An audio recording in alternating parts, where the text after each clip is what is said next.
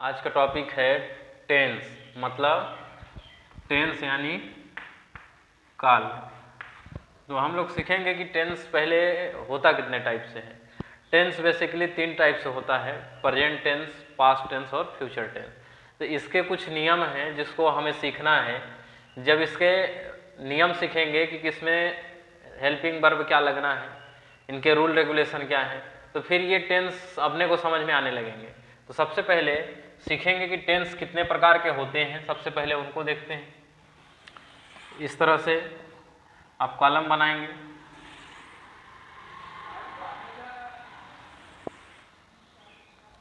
ये 3 कॉलम हो जाएंगे।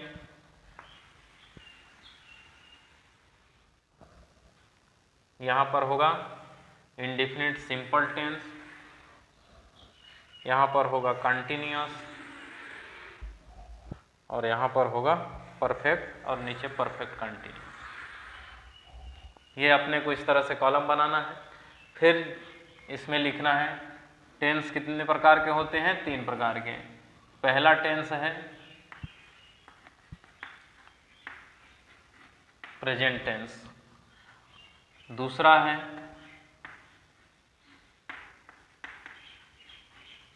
पास्ट टेंस,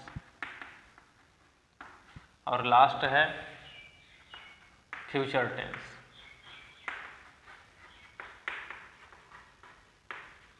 ये 3 टेंस होते हैं। अब इनके कुछ नियम हैं, जैसे अब इनके सभी के 4 टाइप होंगे। जैसे पहला होता है सिंपल, या इसी को इंडेफिनिट भी बोला जाता है, सिंपल या इंडेफिनिट। फिर दूसरा होता है कंटिन्यूअस, या इसी को प्रोग्रेसिव भी बोला जाता है, प्रोग्रेसिव। फिर आता है परफेक्ट टेंस, फिर लास्ट में होता है परफेक्ट कंटिन्यूअस।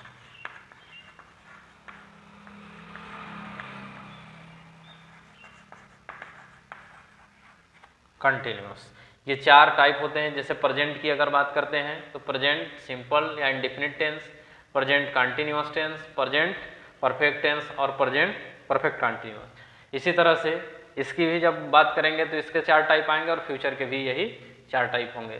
तो पहले का नियम होता है, इसको पहचानने का तरीका। सबसे पहले पहचानते कैसे हैं, तो अगर किसी वाक्य के लास्ट में ता, ती या ते है तो वो समझ में आ जाएगा कि प्रेजेंट का कौन सा टाइप है, इंडेफिनिट है, सिंपल है। इसमें और जो हेल्पिंग वर्ब है डू और डज का प्रयोग करना है, और जो वर्ब मतलब क्रिया, क्रिया का हमेशा इसमें पहला रूप लगाना है। और पास्ट में था, थी या थे हैं तो समझ जाना है कि पास्ट टेंस की बात कर रहा है। और पास्ट टेंस में कौन सा टाइप, सिंपल टाइप या इंडेफिनिट टाइप की बात करता है।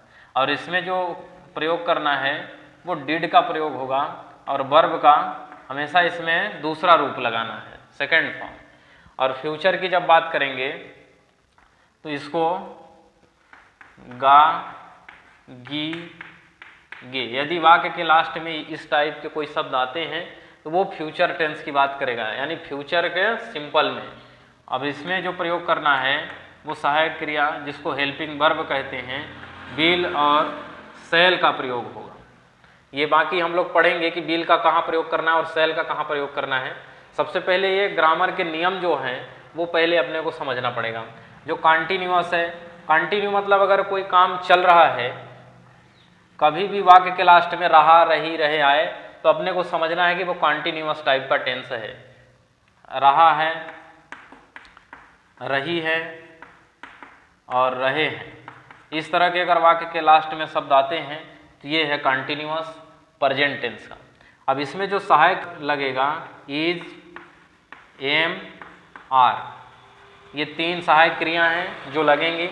अब ये बाद में हम लोग सीखेंगे कि इज का प्रयोग कहाँ करना है और एम और आर का प्रयोग कैसे करना है। अब इसमें जो वर्ब का है, इसको वर्ब का 4th रूप भी कह सकते हैं, या वर्ब का फर्स्ट फॉर्म लगाइए और उसमें आईएनजी प्लस कर दीजिए, तब भी ये सहायक जो वर्ब है वो इंग में बदल जाएगा।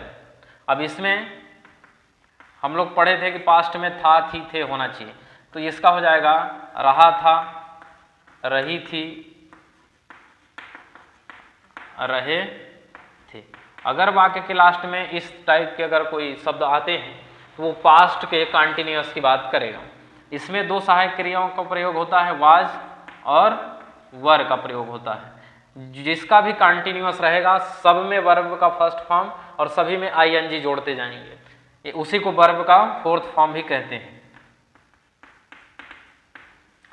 जिस सेंटेंस में अगर आईएनजी जुड़ा है तो अपने को समझना है कि वो कंटिन्यूअस की बात कर रहा है। उसी तरह से फ्यूचर में देखेंगे तो ये हो जाएगा रहेगा, रहेगी, रहेंगे। अगर इस टाइप के शब्द आते हैं वो फ्यूचर टेंस की बात कर रहा है। कौन से टाइप का? कंटिन्यूअस के टाइप का। तो इसका प्रयोग करना है इसमें सहायक क्रिया विल भी और शैल भी लगेगी, और इसमें भी वर्ब का फर्स्ट फॉर्म और उसमें आईएनजी लगाते जाना है। अब हम लोग बात करेंगे परफेक्ट की। अगर कोई काम पूरा हो जाता है उसी को परफेक्ट कहा जाता है, जो हो चुका है। जैसे चुका है, चुकी है और चुके हैं। इसमें दो टाइप की सहायक क्रियाएं प्रयोग होंगी, हैव और हैज। ये सब हम लोग बाद में सीखेंगे कि इनका प्रयोग कैसे करना है। अब इसके बाद आता, और इसमें क्रिया का जो है वो तीसरा रूप लगेगा, थर्ड फॉर्म। अब इसमें जो भी परफेक्ट की बात करेगा, चाहे जिस किसी का भी परफेक्ट हो, फ्यूचर, पास्ट या प्रेजेंट का, हमें वर्ब का थर्ड फॉर्म ही प्रयोग करना है। बस यहाँ हेल्पिंग वर्ब जो है सबके अलग अलग हैं। जैसे यहाँ पर पास्ट टेंस की बात करते हैं तो यहाँ पर हो जाएगा चुका था, चुकी थी और चुके थे। अगर इस टाइप के शब्द आते हैं वाक्य के लास्ट में तो वो पास्ट टेंस की बात करता है, परफेक्ट। अब इसमें हेड का प्रयोग करना है। इसमें एक ही सहायक क्रिया लगती है हेड, वो सभी में प्रयोग करेंगे, सिर्फ पास्ट टेंस में। अब फ्यूचर की बात करेंगे तो ये हो जाएगा चुकेगा, चुकेगी, चुका होगा। इसमें विल हैव और शैल है, ये दो सहायक क्रियाएं हैं, इनका प्रयोग करना है। ये जो भी सहायक क्रिया हैं, जब पास्ट की बात करेंगे परफेक्ट में तो सिर्फ हैड का प्रयोग करना है, और जब प्रेजेंट परफेक्ट की बात करेंगे तो हैव और हैज का प्रयोग करना है। हमें ये गलती नहीं करना है कि पास्ट की बात कर रहे हैं और हम प्रेजेंट का सहायक क्रिया लगाएं, ऐसा नहीं करना है। अब परफेक्ट कंटिन्यूअस यानी जो काम में समय बताया जाए, जैसे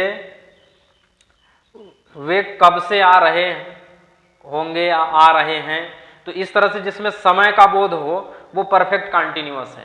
तो इसमें क्या होगा कि जैसे जब भी समय का पता चलेगा तो अपने को परफेक्ट कंटिन्यूअस समझना है। जैसे इसमें क्या है बीन, यानी बीन जुड़ जाएगा, है बीन और हैज बीन।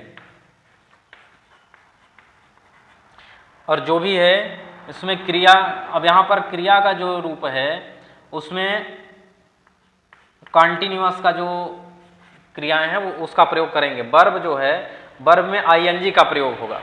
हैव बीन और हैज बीन ये सहायक क्रिया हैं, और जो मेन वर्ब है, मुख्य क्रिया, वो उसमें आईएनजी का प्रयोग करेंगे।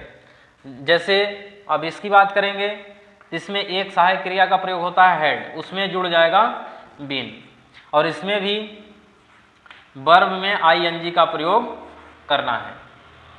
और यहाँ परफेक्ट की जब बात करेंगे तो यहाँ भी हो जाएगा विल हैव बीन और शैल हैव बीन।